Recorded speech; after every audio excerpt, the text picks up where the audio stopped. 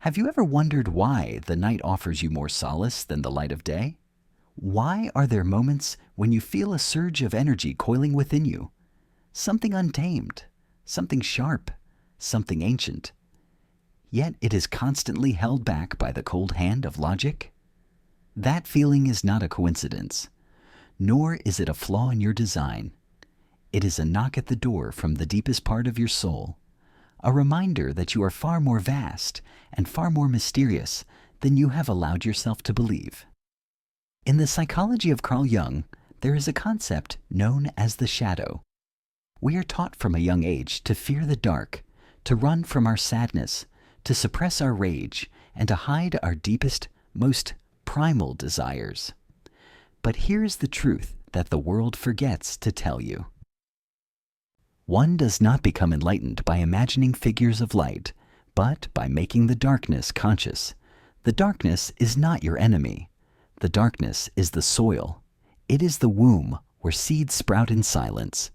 It is the sanctuary where your sharpest intuition and that mysterious magnetic energy we call the dark feminine resides. It is not evil.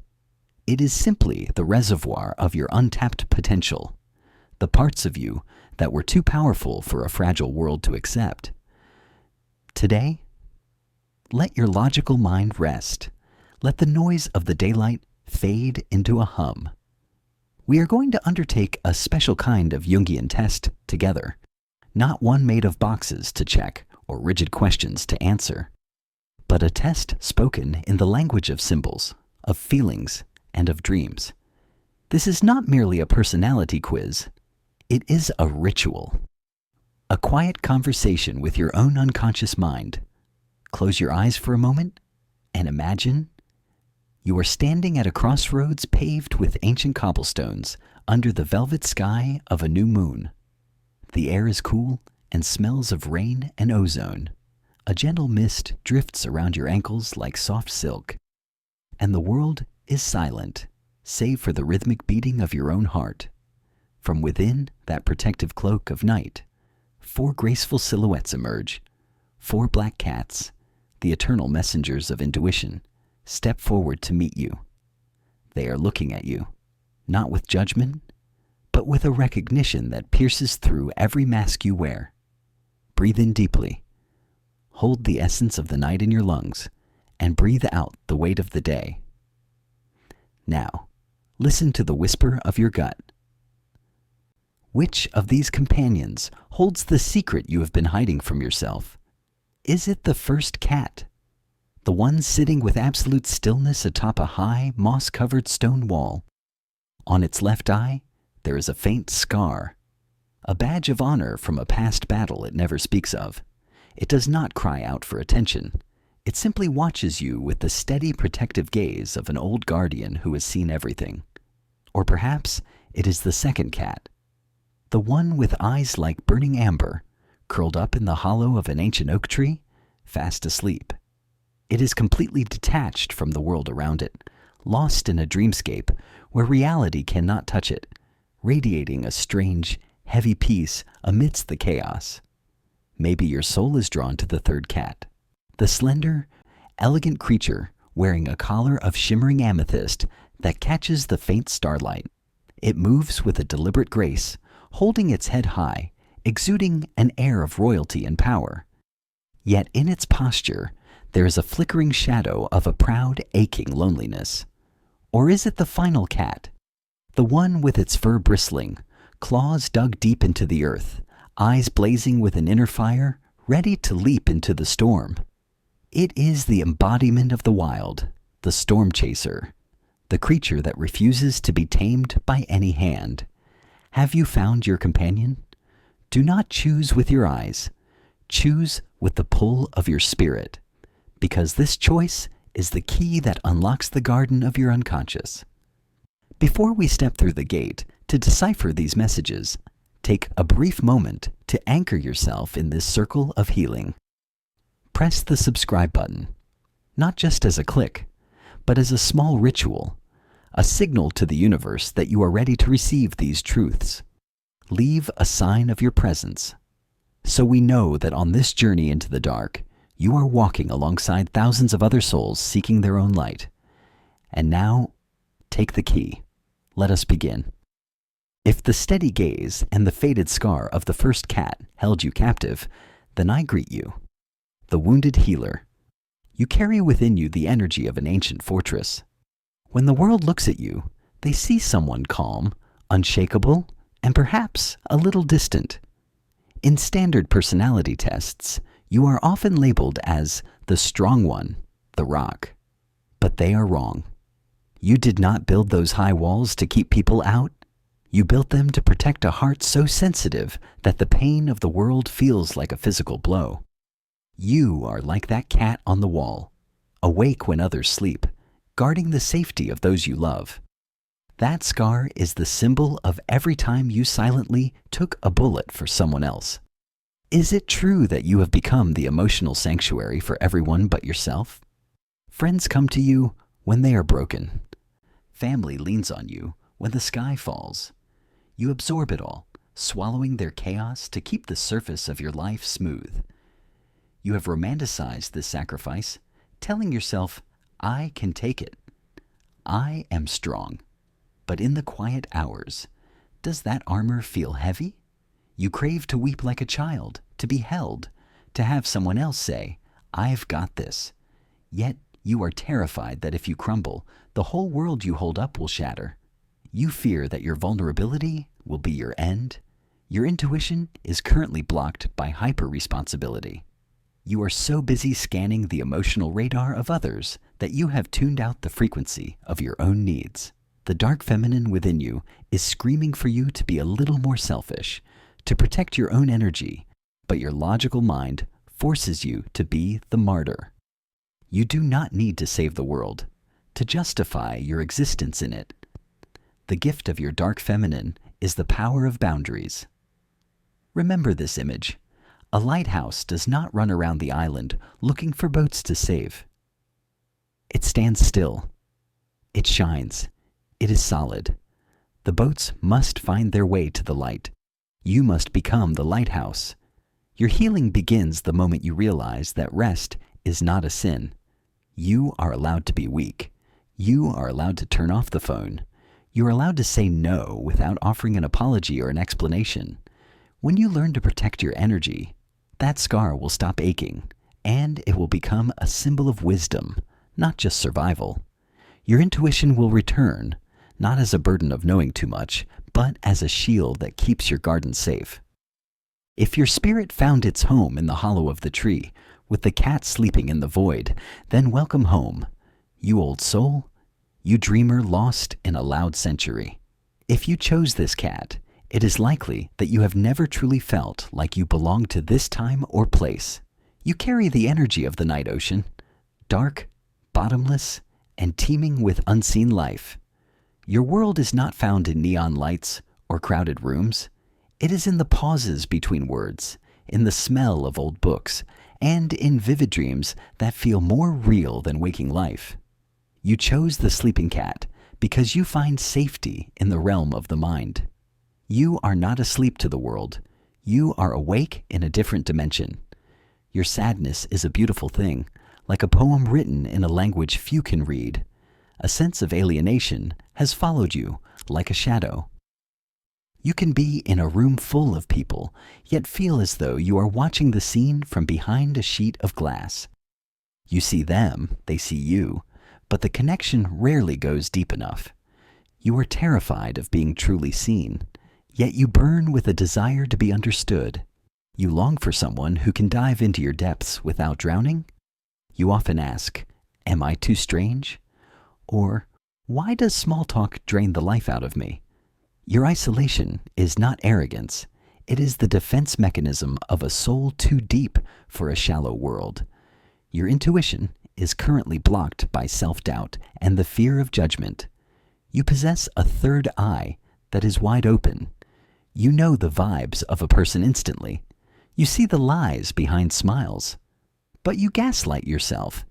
You tell yourself you are just being paranoid. You deny the gift of the shadow, trying to trim away your edges to fit into society's square boxes. Oh, dreamer, listen to the wind. The gift of your dark feminine is mystic wisdom and vision. Do not try to wake up and become like them. Stay in your dream, but bring it into reality. Your shadow work is to learn to trust what you feel, not just what you see. Write it down. Paint it. Speak it. Let the torrent of your inner world flow out. Your weirdness is the medicine this sick world needs. You do not need the majority to understand you. You only need to find your own tribe. The darkness will not swallow you. The darkness is your throne. Sit upon it with the pride of a keeper of secrets. If the glint of the amethyst collar on the third cat hypnotized you, then I see you, the artist of perfection. You chose this cat because you are the embodiment of beauty, ambition, and control. You radiate an aura of magnetism. Whether you intend to or not, you draw eyes to you. You need your environment to be curated and orderly. People admire your success, your sharpness, and your taste. You are like a diamond, brilliant, hard, and sharp enough to cut. But who knows that diamonds are made under crushing pressure? Behind that facade of, I have it all together, is a small child trembling with the fear of abandonment. You are trapped in the golden cage of perfectionism. You believe, with painful certainty, that if you are not beautiful, exceptional, or successful, then you are unlovable. You groom your appearance and career the way a builder reinforces a dam, terrified that if a single crack appears, the floodwaters of inadequacy will drown you. You fear mediocrity like a disease, and above all, you fear that if people saw the mess behind the velvet curtain, they would leave. You are lonely on the throne you built. Your intuition is suffocating, strangled by your need for control. You plan everything. You analyze every text message and every outcome. You try to grip the future in your fist because you are terrified of surprises. But listen, magic and intuition only exist in the chaos, in the gaps, in the moments of surrender. When your fist is clenched so tight, how can the universe place a gift in your palm? The message from the deep is this: you are worthy of love, even when you do nothing, even when you fail, even when you are a mess. Your ultimate gift is divine magnetism. You do not need to chase or earn love and success. You only need to attract it by being your authentic self. Try it just once. Take off the heavy collar. Allow yourself to be messy. Allow yourself to be wrong. Allow yourself to be lazy without guilt. Focus on healing that inner child. Tell her, even if you are not the best, I still love you. When you let go of the control, that is when you become truly irresistible. A true queen does not need a crown to prove her power. Her power comes from the serenity of accepting herself, shadows and all. Finally, if the cat with the bristling fur and claws dug into the earth called to your blood, then I greet you, the warrior of truth. You are the fire. You are the storm. In your chest, there is always a coil of energy waiting to snap.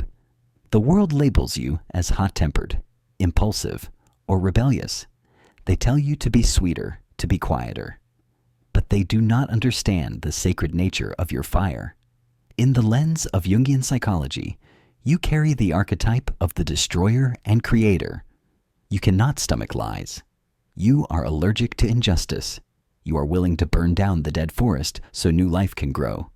But being the fire is painful, isn't it? Because you burn constantly, you are exhausted. People fear your rage, but they do not see that it is born from a heart that loves too deeply. You are angry because you feel the pain of the world so acutely. You bristle not to attack, but to protect the softest, most vulnerable parts of yourself. You are afraid of being hurt, so you strike first. You feel like you are fighting a war alone, screaming into a void of indifference. Your intuition is clouded by resistance and unprocessed anger. When you are constantly in fight or flight mode, you cannot hear the gentle whisper of the universe. The roar of your battle cry drowns out the song of your soul. You are so busy fighting enemies outside that you have forgotten to tend to the house burning down inside you. Put down the sword, warrior. The war is over. The gift of your dark feminine is alchemy. You have the power to transform pain into power, to turn tragedy into art, to turn lead into gold. But this only happens when you learn to tame the fire. Do not extinguish it. Just soothe it. Tears are the water you need right now. Tears do not make you weak. Tears will cool the scorching heat of your soul. Allow yourself to forgive. Forgive the world for being imperfect. Forgive the people for being asleep. And forgive yourself for not being able to save everyone. Your true power lies in the peace within the eye of the storm, not in the chaos of the wind. When your mind is still, your intuition becomes a torch that lights the path, not just for you, but for all those lost in the dark around you. No matter which cat you chose, the final message of this journey into the unconscious remains the same. Come home. The darkness is not to be feared. The scars, the loneliness, the fear, the rage, they are all sacred pieces of the mosaic that is you. The dark feminine is not a demon. She is the source of life, the womb of the universe, the place where all magic begins. Do not reject your shadow. Invite it in. Listen to its story. Because when you dare to embrace the monster within, you will find it is actually just a child crying to be held. The energies of 2026 are shifting. Let your intuition lead the way. Do not look with your eyes. Look with your heart. If you felt your soul stirred by these words, remember that you are not alone on this path. There are thousands of other souls walking through their own night to find their dawn. You are a masterpiece of light and shadow. Live fully in both, and let the world see the most radiant, authentic version of who you are. Sleep well, and I will see you in the dreams where we are all stripped of our masks, naked and divine.